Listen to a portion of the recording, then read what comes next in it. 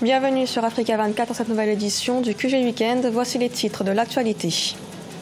Au Togo, l'opposition lance un appel à manifester en 2019. Elle réclame des réformes constitutionnelles et conteste les résultats provisoires aux élections législatives, des résultats qui seraient illégitimes selon la coalition de l'opposition.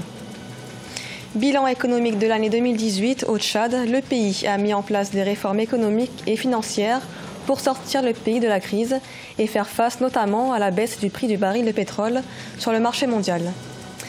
Et puis au Rwanda, près de 90% de la population bénéficie d'une assurance maladie. Un système mis en place en 2004 qui fait du pays un exemple en ce qui concerne la couverture sociale sur le continent.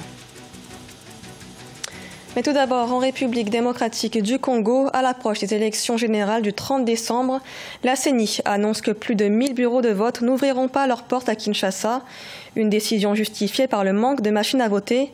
L'opposition dénonce quant à elle une stratégie pour empêcher les partisans de voter, la capitale Kinshasa étant réputée proche de l'opposition. Parallèlement, la CENI confirme que le vote aura bien lieu ce dimanche 30 décembre, une annonce faite ce vendredi lors d'une réunion à l'initiative de la SADC et de la commission électorale à Kinshasa.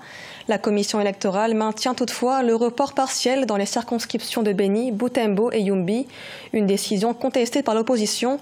Le candidat à la présidentielle, Théodore Ngoy, a déposé une requête devant la Cour constitutionnelle ce 28 décembre pour faire invalider ce report qui concerne 1,2 million d'électeurs.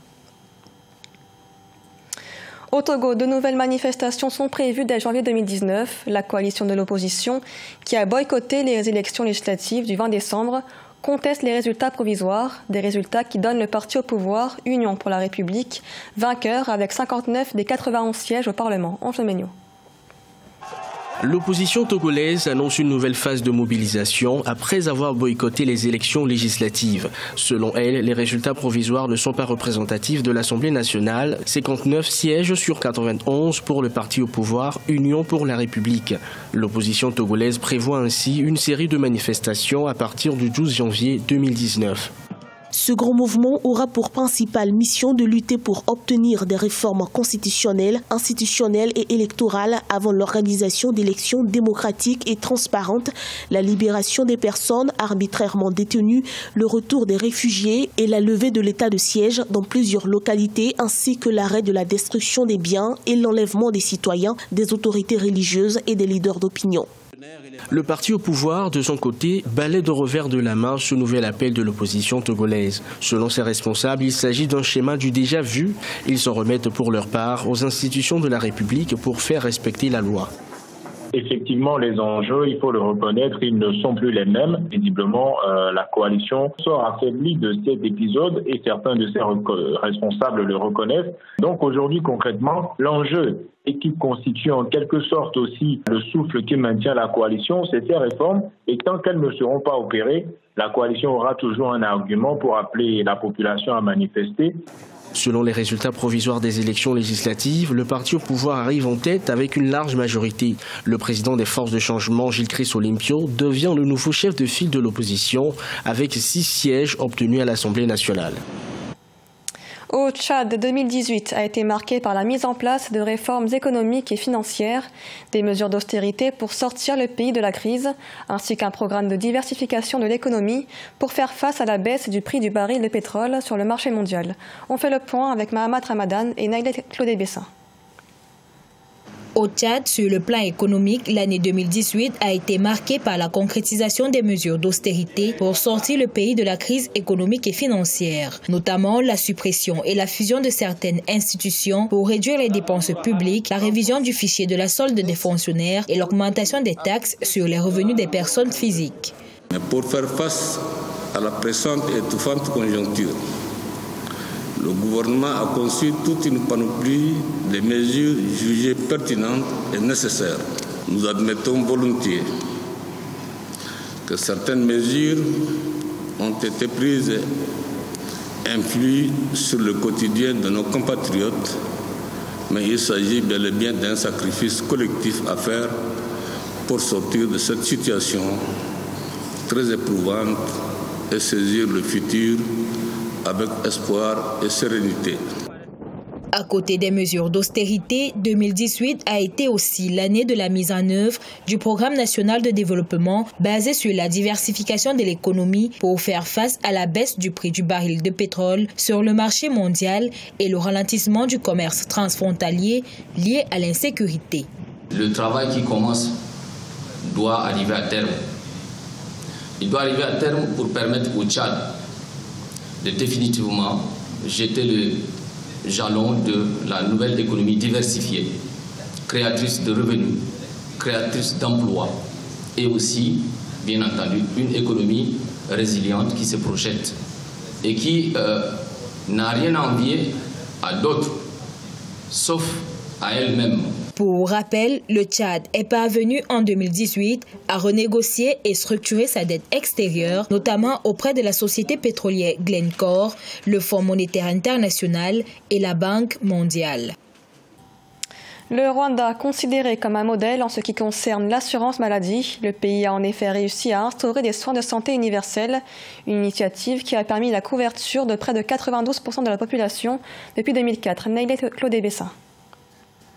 C'est une véritable innovation qu'a connue le Rwanda en matière de soins de santé universels. Le pays a mis sur pied un système d'assurance maladie en 2004 qui couvre aujourd'hui près de 92% des habitants. Une couverture sociale permettant d'apporter les soins de base pour traiter les principales causes de maladies mortelles telles que la diarrhée, la pneumonie, le paludisme, la malnutrition. Parmi les stratégies, c'était de créer les assurances. Le gouvernement a créé la mutuelle de santé communautaire. On a les assurances pour le secteur formel. Pour le moment, compte beaucoup plus les fonctionnaires de l'État. Il y a aussi les assurances privées qui s'y ajoutent. La protection sociale en matière de santé a été la plus grande stratégie. Au fil des années, le programme a rencontré des difficultés liées au faible taux de participation réelle, au nombre des dirigeants locaux et à la faiblesse des prestations de services dans les centres de santé et les hôpitaux de district, ce qui a incité le gouvernement à transférer la gestion de ce système à la Rwandaise d'assurance maladie. Pour la réussite, il faut un engagement politique pour le soutien de ce programme pour que la mutuelle de santé continue à se développer et à se renforcer pour que tout le monde puisse avoir accès aux soins de santé. Si l'accès aux soins de santé pour tous est un succès au Rwanda, c'est grâce à la complémentarité entre le système mis en place par le gouvernement et les mutuelles à base communautaire qui couvrent les populations rurales, les travailleurs du secteur informel, les étudiants et les moins nantis. Ce programme a contribué à la baisse des taux de mortalité maternelle et infantile dans le pays de 77% et 70% respectivement depuis 2000. Retour à présent sur des événements qui ont fait l'actualité en 2018 au Burkina Faso, notamment l'ouverture du procès du coup d'État manqué de 2015 et le jugement d'un lanceur d'alerte. L'année aura été particulièrement mouvementée. Reportage de notre correspondant Jean-Paul Ouedraogo. 2018 s'achève au Burkina Faso, une année dont la tâche n'a pas été de tout repos pour les autorités, tant la gouvernance politique a fait face à de nombreux défis. La crise début janvier dans le système éducatif, le remaniement ministériel le 31 janvier 2018 avec la confirmation de Paul Kabatieba à la tête du gouvernement, l'ouverture le 27 février dans la salle des banquets de Ouaga 2000 du procès du coup d'État manqué du 16 septembre 2015, les attaques terroristes du 2 mars de l'ambassade de France et de l'état-major général des armées, ou encore le discours du Premier ministre sur la situation de la nation le jeudi 12 avril devant la représentation nationale sont autant de faits d'actualité qui ont marqué les Burkinabés les 4 premiers mois de l'année 2018. Le Burkina est en marche car nous avons préservé et consolidé nos valeurs fondamentales que sont la liberté, la démocratie, la justice et approfondi l'état de droit et les droits humains. Le Burkina Faso est en marche vers le progrès car mon gouvernement met en œuvre une politique de rupture en luttant contre les inégalités sociales et la corruption dans notre pays. De la victoire enregistrée par les forces de sécurité dans la lutte contre le terrorisme le 22 mai à Rayongo, où 3 assaillants ont été tués, à la révocation le 24 mai de 5 magistrats par le Conseil supérieur de la magistrature pour manquement à la discipline, en passant par la première semaine de grève le 18 juin des travailleurs du secteur des finances, le second semestre reste tout aussi exceptionnel en matière d'actualité. Nous estimons qu'il est inconcevable qu'après avoir remis le pouvoir, je dis bien remis le pouvoir, au MPP et ses alliés, parce que ce sont les résistants qui ont permis que ce pouvoir-là puisse être là, on ne puisse pas poser des actions et les jalons nécessaires afin qu'il y ait justice pour les martyrs de l'insurrection populaire. Le dernier semestre de l'année a quant à lui été marqué par la marche de l'opposition le 29 septembre contre le pouvoir, le 4e anniversaire de l'insurrection populaire du 26 au 31 octobre, ponctué par une commémoration en rang dispersé, a influencé l'actualité sociopolitique du pays des hommes intègres.